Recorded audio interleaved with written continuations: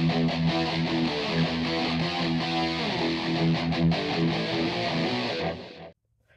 guys, Rominating Reaper here. So I've just got done watching Robot Dreams. This is of course a Spanish 2D animated film. It has the distinction of the fact it was nominated this year for Best Animated Feature at the Oscars. Didn't win, Boy and the Heron ultimately won, but with all that awards prestige behind it, I was really excited to watch it. So naturally, it didn't get released in any cinemas near me because Curzon chose to release it the same weekend as Ghostbusters: Frozen Empire. Well done on that one, guys. So I had to wait for the Blu-ray release, but I was really looking forward to firing this one up and giving it a watch because it's a 2D animated film in the year 2024. Of Disney, Pixar, and DreamWorks dominance.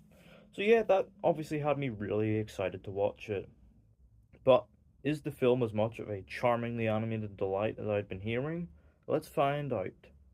So the film is set in 1980s New York City, where we follow Dog, who lives a lonely life in an apartment in the city, where he sees his neighbors, enjoying each other's company, and sees everybody living happy lives with friends and loved ones.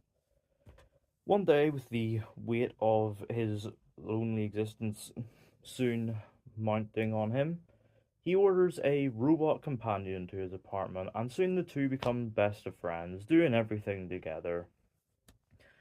But one day, following a trip to the beach, the two end up separated, and Dog soon begins a long, treacherous journey to be reunited with his robot pal. So, yeah, look. Obviously, I've been hearing lots and lots of brilliant things about it, about the heartfelt storytelling and about, the animation. And I gotta say, yeah, this was a truly wonderful film. I absolutely loved it. It's just, a really lovely and charming film that, even the hardest of hearts will find it hard to be not be moved by it. I mean, for one, obviously, yes, I have to get the obvious out of the way. The animation. It is gorgeous. In this age of, hyper realistic, like 3D animated films that the likes of like Disney and Pixar are putting out, pushing the bounds of how realistic we can make our animation look. It's nice to, to have a film like this, which, goes back to the old 2D, almost hand drawn look,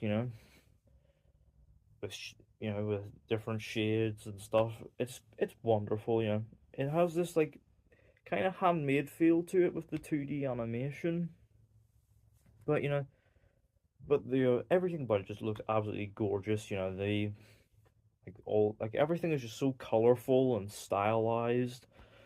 Like there's some really great New York skyline shots here that just were absolutely stunning. And there's also some absolutely fantastic character design in here.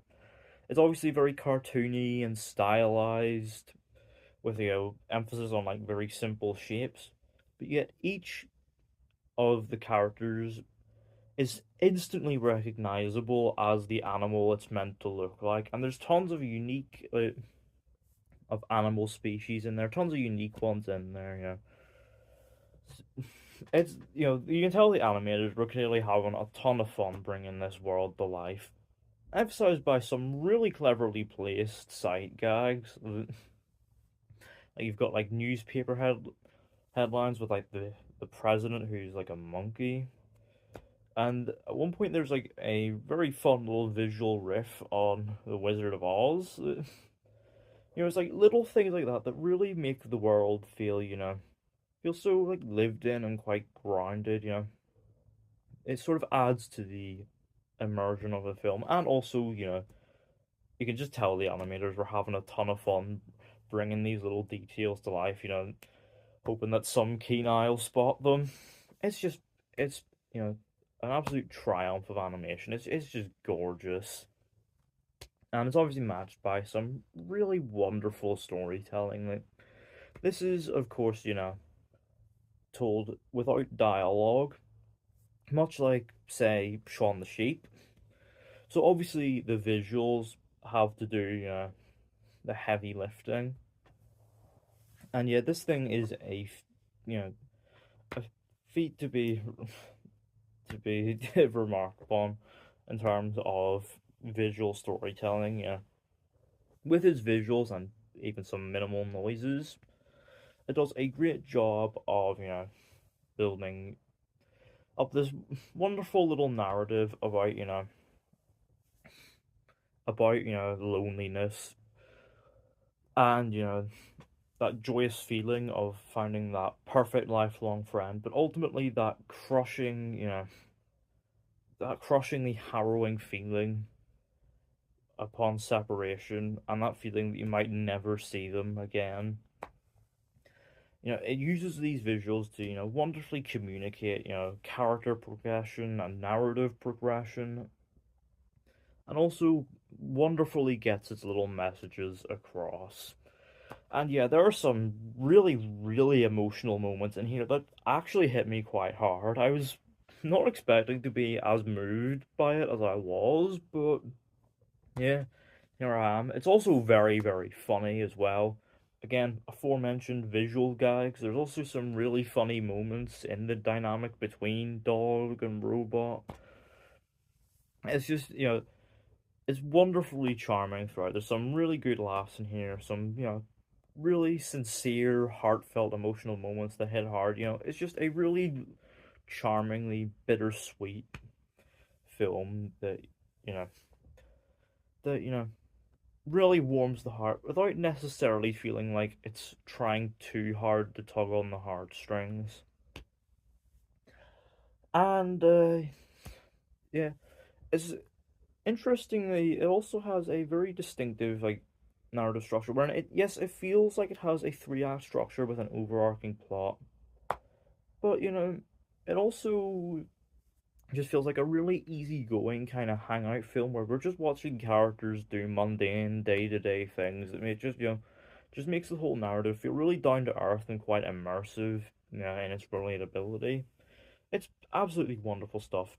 My one little niggle here is that, it's maybe a little too long. Maybe it could have been about 10 minutes shorter and would easily achieve the same thing. But in saying that, I just absolutely loved sort of just watching the characters just inhabit this world. It's absolutely wonderful. It's got great soundtrack as well. Earth, Wind and Fire's September is a recurring one in here. Obviously, you get the actual song. There's also some unique versions in there. It's a fun little semi-recurring motif. And yeah, it is, and it's this song which serves as the basis of the film's absolutely wonderful ending. That, it wonderfully ties everything together and, have some great big-hearted character payoffs and just left me with a huge smile on my face. I absolutely loved Robot Dreams.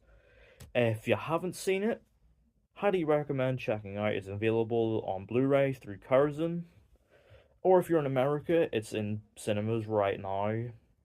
Uh, might not be playing near you. Check showtimes because, of course, Neon fumbled its rollout. So, but overall, Robot Dreams, loved it, but highly recommend it, and I'm gonna give it a 9 out of 10. So yeah, let me know down in the comments, have you seen Robot Dreams? What did you think of it? What was your favorite sight gag or character design? And would you like to see more 2D animated films like this be released in cinemas in the future? Let me know all that down in the comments. Don't forget the thumbs up button if you enjoyed. Don't forget the subscribe button if you're new, and don't forget to turn on post notifications so you don't miss an upload.